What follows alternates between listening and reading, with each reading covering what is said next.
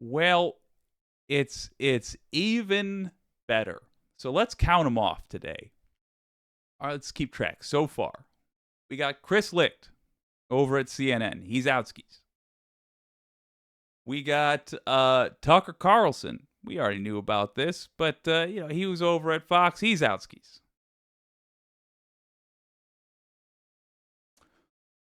We got Donald Trump and Mark Meadows. Mark Meadows, folks, he took a plea deal. Ooh, it seems that he has taken a plea deal. Oh. But there's even more. There's somebody else. Somebody who you could argue made Trump possible. And his ass is back in court. It would seem. Let's have a gander.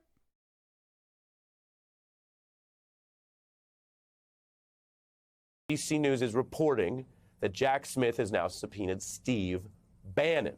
Now, that subpoena first came out apparently in late May. This news is breaking tonight, and it's for the Washington, D.C. grand jury. And if you're keeping track, Mr. Bannon was not working in the White House or involved in classified documents in any way at the end of Donald Trump's tenure. He had long since left the White House. His activities that are under scrutiny relate to what he seemed to know and what he talked publicly about in advance of January 6th, the wild day that was coming. Indeed, in some of our legal breakdowns, we've shown how central Steve Bannon proved to be in what turned out to be more than a rally, but an insurrection. And now we know.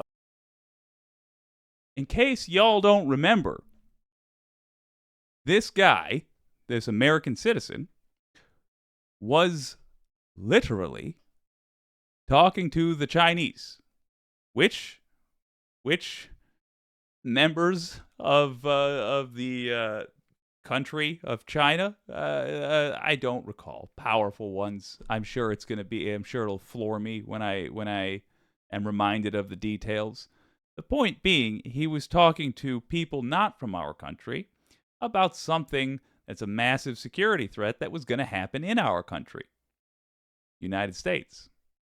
I say our, meaning Bannon's and and a significant chunk of the audience. But if you're not from here, it ain't because these folks were specifically Chinese that I think that's galling about. It's that the dude seemed to know that something was going to happen, and he seemed to be using that to make deals. He talked about it on his podcast. So before January 6th, he alluded to on his podcast. So the idea that he has been allowed to get away with it has been galling. And by the way, no matter what is said in here, short of Steve Bannon had an active hostage in his home, nothing makes the fact that he has been a free man all this time acceptable. If we are not able to investigate and handle a coup in 2 years, we need to change fundamentally the way we do things. We need to be able to handle this for the next time it happens. One of the main priorities of 2025, assuming we have a successful 2024, where we take back control of the country, complete control, House, Senate, White House, and then we learn our lessons from 2020, and we lean on all of our representatives hard. Assuming that happens, and it's doable. Assuming that happens, one of our main priorities needs to be making sure bags of garbage like that over there, the one holding the mic, not the one panting into it, they can't do a coup and get a pass for 2 years. But that said, doesn't look like it's going to be 3. With all this heat rising, Mr. Bannon, who up until this point had been pursued by the January 6th committee, had even fought them so far that he ended up indicted on those other issues, on the issues of defiance. Well, now he's being subpoenaed by Jack Smith to really talk. That is more than one piece of breaking news, and I want to bring in our experts, former civil prosecutor from SDNY, Maya Wiley, who now runs the Leadership Council on Civil and Human Rights, and former federal criminal prosecutor John Flannery. Welcome to you both. John, I want to be very clear about the boundaries of what we don't know. No one knows when and how Jack Smith is going to move. I've emphasized that. But even a very quiet, careful prosecutor like him cannot help but have certain things spill out when there's this much action. In other words, he doesn't control the highways. He doesn't control the public sidewalks where we've caught, where cameras have caught witnesses coming in and out, lawyers coming in and out. John Flannery communicating with that bow tie that he would have preferred to be a candy shop owner in the 1920s, but you make do with what you got. And external subpoenas both in Florida and to Bannon. Is this getting hotter? I think we're getting ready for ramming speed. I'm glad to see it after such a long period of time, but we've had breaks. So we should say that Jack Smith has made his own breaks and run down some alleyways and gotten some really good information. I suppose the latest big piece is that the information that Trump had appears to have been used in a compromise way involving the national defense. And I know that hasn't been confirmed yet, that that's the prosecution, the espionage prosecution, with a 10-year penalty if it is. But that's pretty important. And when you knit it together, you have Trump. Well, we know he took documents. We know he has them. He has a mind meld that he thinks says he can change them from classified to unclassified. He skated past the subpoena, and then they had a search warrant to find documents that hadn't been produced. The proposed espionage charge is not tied to classified documents. It's any document at all. So the exposure is terrific. And I have a feeling that when we say Bannon is going to be called before the grand jury, maybe they're giving everybody a last run to think again whether they want to talk and cooperate with the prosecution, or as we prosecutors used to say, you're either on the bus or you're under it. Yeah, you just laid it all out. I mean, on the Bannon piece, he was already under the bus for defying the Jan 6 committee, Maya. He has other legal problems. And yet, as John get on the bus. I love it. Reminds us, going in to talk to Jack Smith. Jess Rush, hello. Rustbox, hello. Trump is not indicted yet, but boy, I think this, right, Chow, is indictment eve. I'm putting down my marker officially. I think it's tomorrow. I'm going to try to sleep tonight, but it's like Christmas. I can't. Ooh, man. But this right here is Bannon, the Metallo to Trump's Cobra commander. Criminal context is even more severe than the conviction that Bannon was hit with for defying Congress. What do you see here, Maya? Well, I agree with John. I mean, let me just say, first of all, without regard to whatever they want Bannon for or don't want him for, I think they have had, frankly, one of the best witnesses and evidence providers they could have had in Donald Trump himself, who has said over and over and over again in public, including just last week in a Fox News town hall. He said it on CNN. He said it in Iowa. He kept the documents.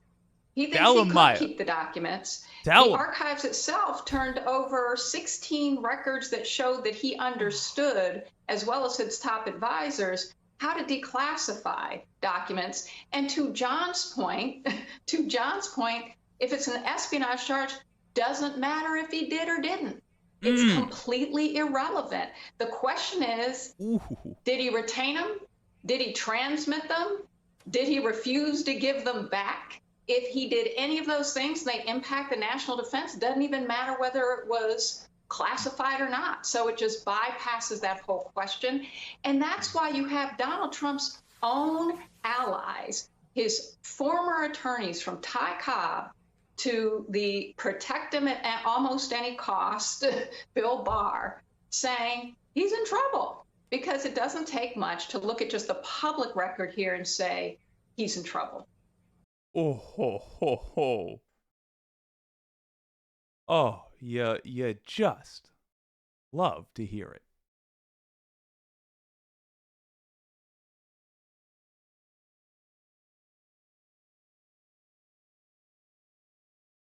Hank Hill has been the temporary mascot this week. Normally, that position is filled by a good girl named Zoe. But I think I need it one more time. Jack Smith. That's my boy. Yeah. Get him. Look, it's the same what you can do. Write down what you're thinking and feeling right now, because this is history, and the young ones in your life, if you got any at all, or if some come along eventually, they're going to ask you about this. We are on the eve of a new America, one that actually holds criminal leaders to account. It's one we should have entered into in the 1970s. And our failure to mature as a country has hurt us badly. But better late than never.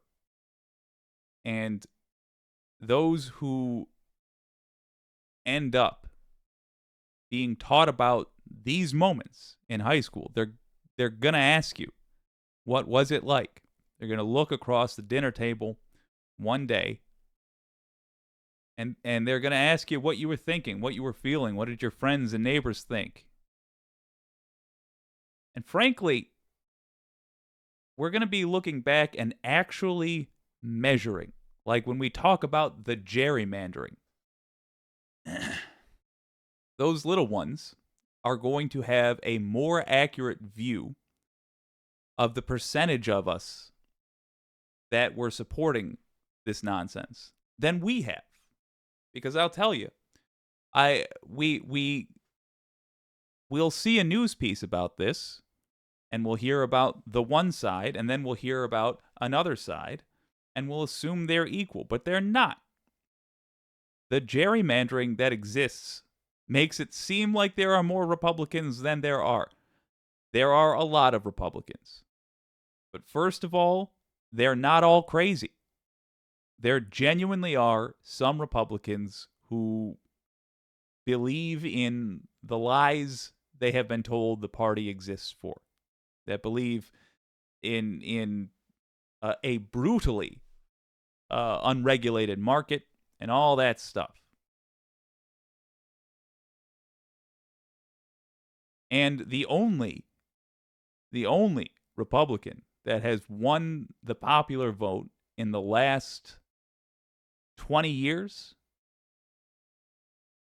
did so because they were a wartime president, and they were still benefiting off of a lie they told.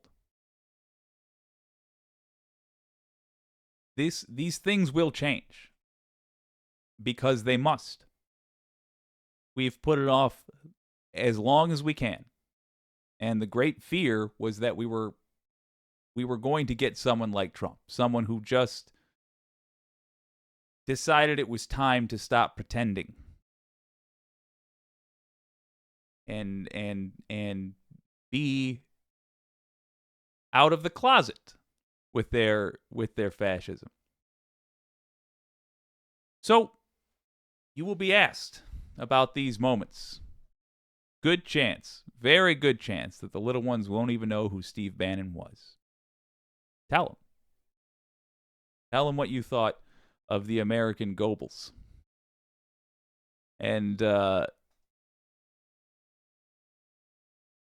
tell them how it felt when you heard that that legal ass whipping he'd been asking for was finally given to him. Let's see what the Wicked community has to say.